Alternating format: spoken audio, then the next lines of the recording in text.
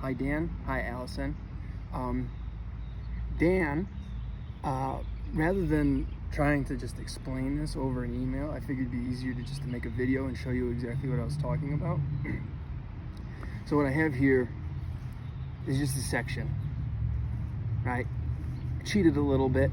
I used the chainsaw to make a slot here, but then I used the control burn and then other stone tools over time, and I created this hollow that accommodates a core.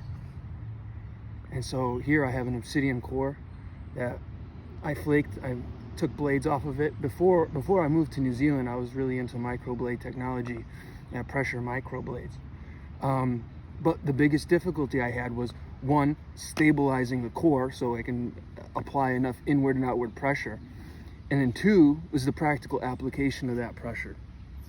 And I couldn't quite figure out how the detachments were supposed to feel in my hands. And so I cheated a little bit by using a sledgehammer. I think this one's like 8 pounds or something.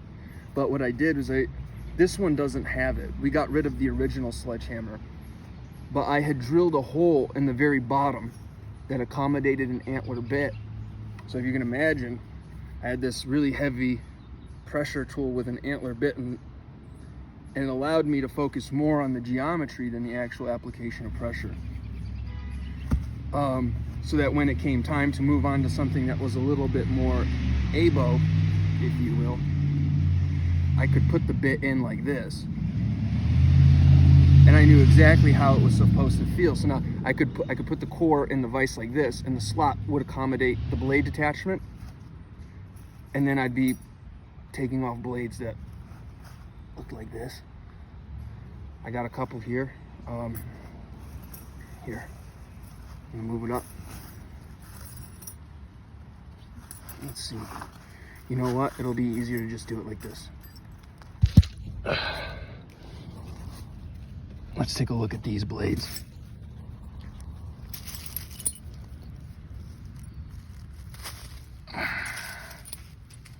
You see? I like that one. Tiny, tiny, tiny little pressure platform.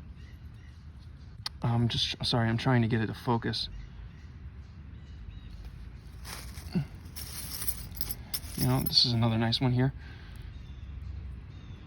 And that translucent, you know? Beautiful, extraordinarily sharp.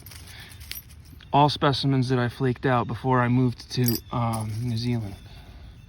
So I'll be demonstrating these technologies like this at Sacred Heart on Wednesday.